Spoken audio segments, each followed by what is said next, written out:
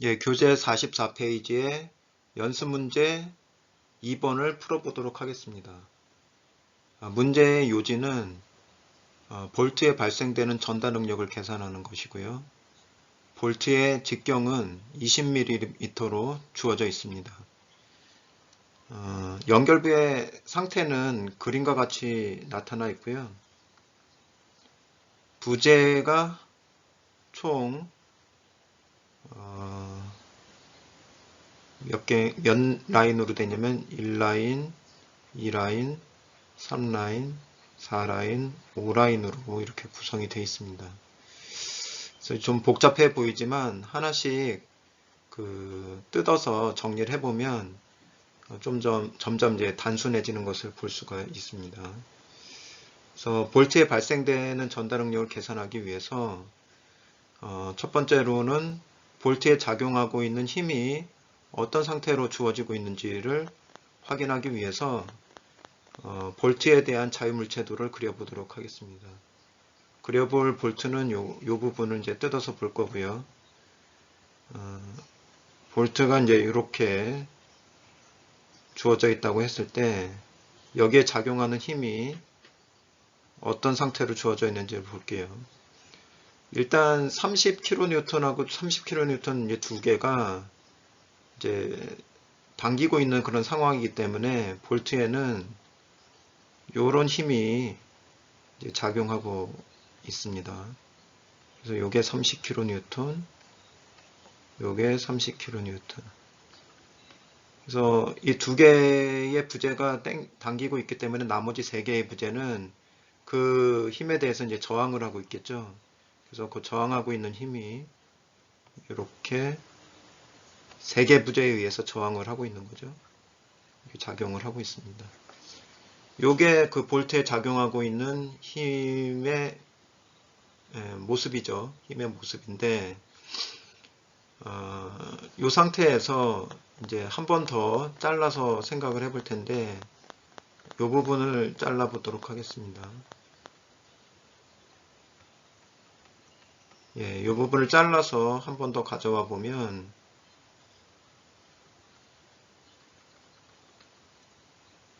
여기에 30kN이 작용하고 있는 거죠.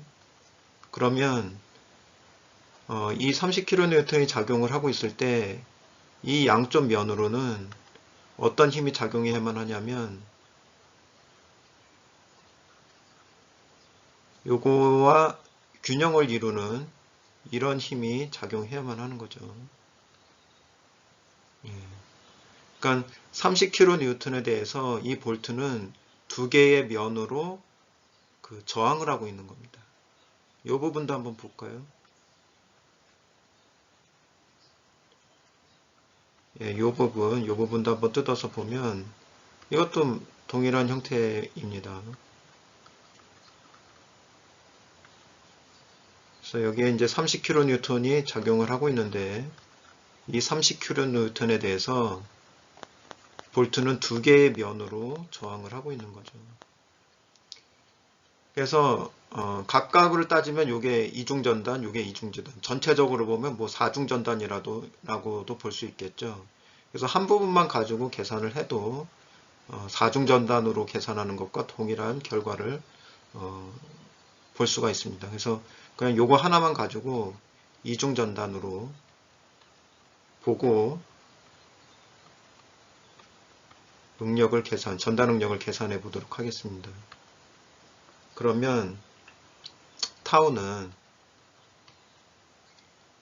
이중전단이기 때문에 2가 붙고 그 볼트의 단면적을 이제 적용을 하고 어떤 힘에 대해서 30kN이라는 힘에 대해서 두 개의 면으로 저항하고 있다는 거죠.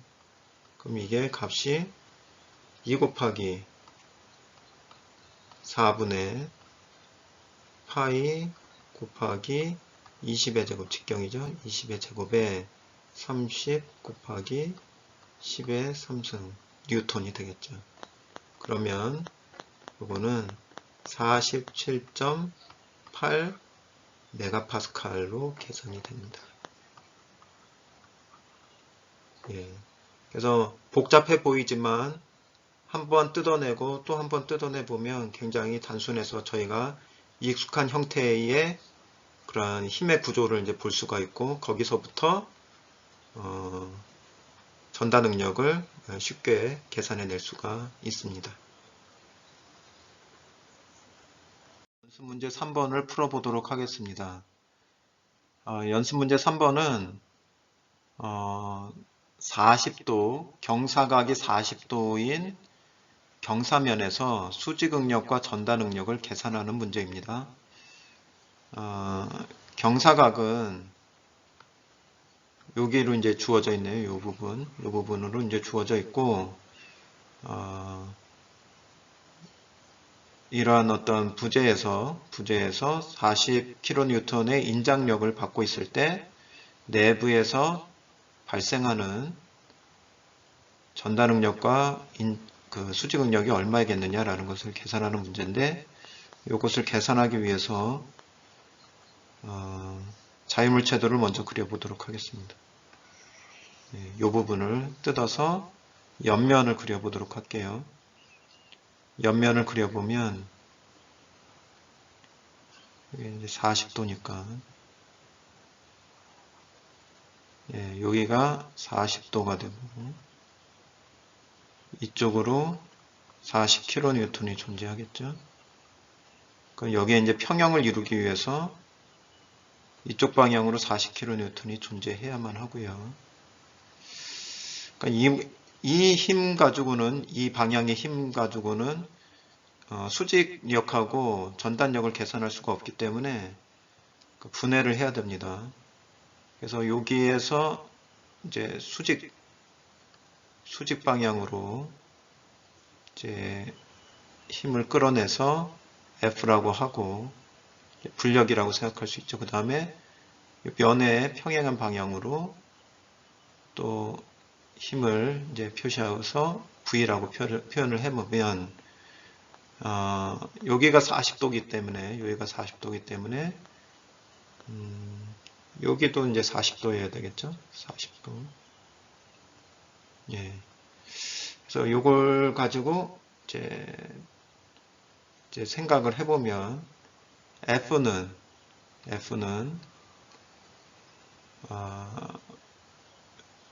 F와 40kN의 그 관계는 사인이죠, 사인. 그래서 F는 40kN, 40 곱하기 사인 40도가 되고요. 그 다음에 V는 40 곱하기 코사인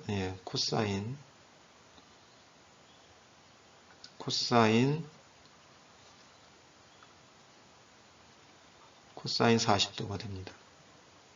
이렇게 해서 면에 작용하는 수직력하고 전단력을 계산을 했고요. 그 다음에 그 면의 면적, 경사면의 면적을 계산하기 위해서 그림을 하나 그려보겠습니다. 그래서 여기가 40도가 되고 여기가 A 세타가 되고 이 부분이 A 제로가 되고요. 그럼 요거는 이제 사인 관계이기 때문에 사인 40도가 A 세타분의 A 제로가 되고, 그래서 이쪽에다가 A 세타는 사인 40도분의 A 제로가 되는데, A 제로가 얼마냐면 A 제로는 사인 40도분의 A 제로가 60 곱하기 30이 돼서 이거는 사인 40에 1800이 A 세타로 이제 계산이 됩니다.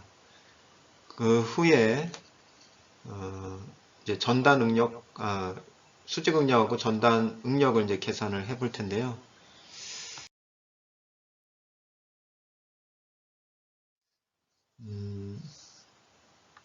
먼저 수직 응력서부터 계산을 해보면 시그마 세타는 A 세타분의 F라고 볼 수가 있고, A는 사인 40도분의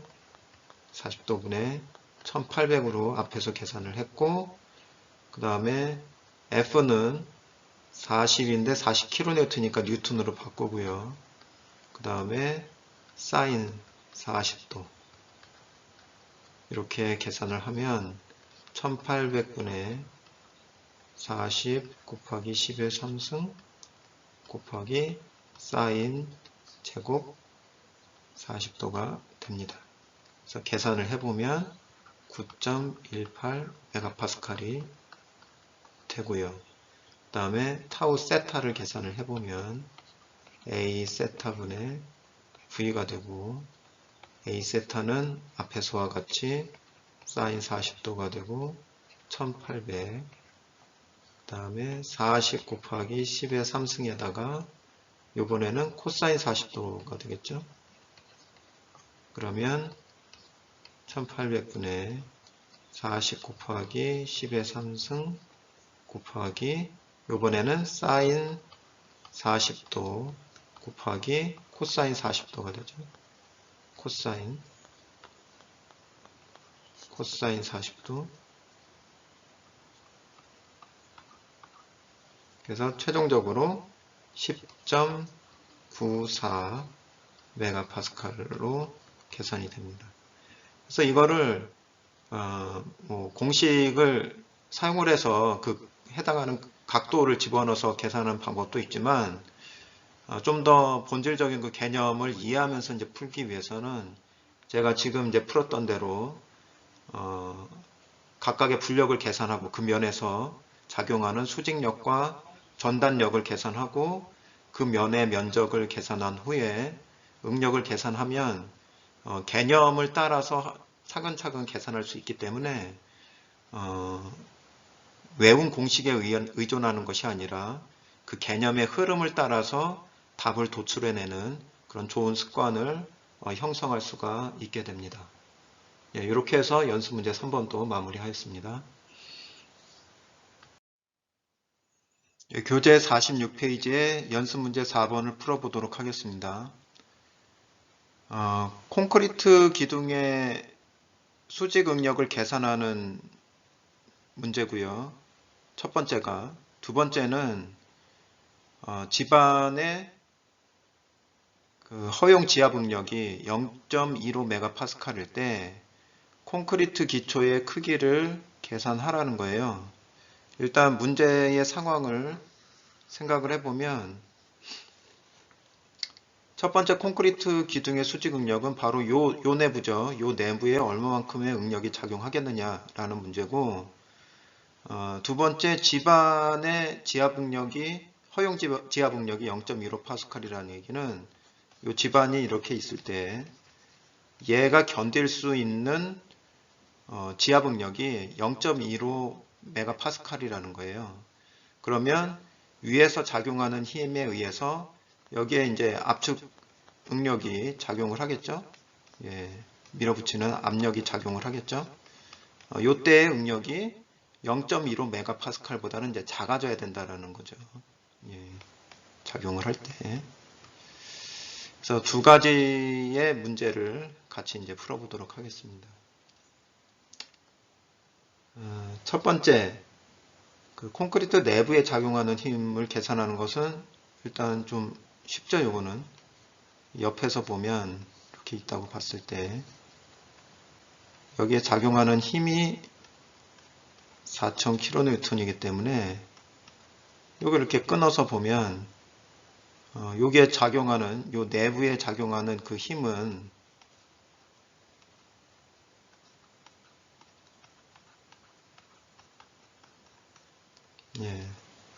요거에 상응하는 이런 내력이 존재하겠죠. 내력이 작용을 하고 요 힘은 압축력이죠. 압축력. 그래서 이 압축력에 의해서 이 콘크리트 부재는 압축 응력을 이제 받게 되는 거죠. 그래서 압축 응력을 계산을 해보면 시그마 콘크리트 컬럼이죠. 콘크리트 컬럼의 압축 응력은 A 콘크리트 컬럼의 면적 그 다음에 작용하는 힘 이렇게 계산해 볼 수가 있고요. 요거는 A가 얼마예요? A는 지금 1000mm에다가 1200mm니까 1000 곱하기 1200, 그 다음에 P는 4000인데 곱하기 10의 3승이죠. 이렇게 해서 계산해 보면 요거는 3.33 메가파스칼이고 요것은 압축응력입니다. 네. 자, 이렇게 해서 콘크리트 내부에, 콘크리트 기둥 내부에 작용하는 응력은 압축응력으로서 3.33 메가파스칼이 작용하고 있고요. 그 다음에는 요 콘크리트 기초에 의해서 발생하는 요 지압응력이 얼마인지를 이제 계산을 해봐야겠죠. 예. 근데 지압응력을 계산하기 위해서 두 가지 경우에 대해서 계산을 해보겠습니다. 첫 번째는 요 콘크리트 기둥의 자중을 고려하지 않는 거예요. 두 번째는 한번 자중을 고려를 해보겠습니다. 자중을 고려하기 위해서는 요 면적뿐만 아니라 높이도 필요하겠죠. 그래서 문제에는 없지만 제가 한번 요것도 한 1m 정도로 가정을 해볼게요. 1000mm. 그래서 요 힘만 고려하는 경우랑 그 다음에 콘크리트 블럭도 자중을 가지고 있기 때문에 이것도 영향을 미치잖아요. 실질적으로. 그래서 자중을 고려하기 위해서 요 높이를 주어줬고 그 다음에 단위 무게, 콘크리트의 단위 무게는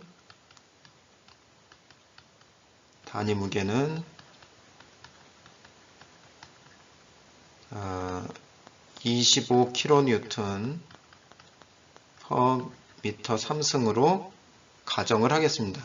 예, 실제로 계산할 때 이 정도를 써요. 설계에서. 예, 이런 상태에서 두 가지 경우에 대해서 이제 풀어볼게요.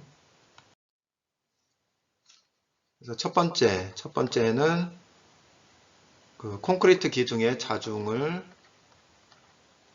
고려하지 않는 경우, 이게 이제 책의 문제 그대로고요. 그러면 시그마 B, 지압응력 B는 A, B분의 P만 고려하면 되겠죠. 그러면 여기 이제 B제곱이 되고, 이건 밀리미터 제곱의 단위로 이제 적용을 하면 되고요. 그 다음에 4000 킬로뉴턴인데 뉴턴으로 바꿔서 적용을 하면 요게 허용 지압응력인 0.25 메가파스칼보다 작아져야 된다는 거죠. 예.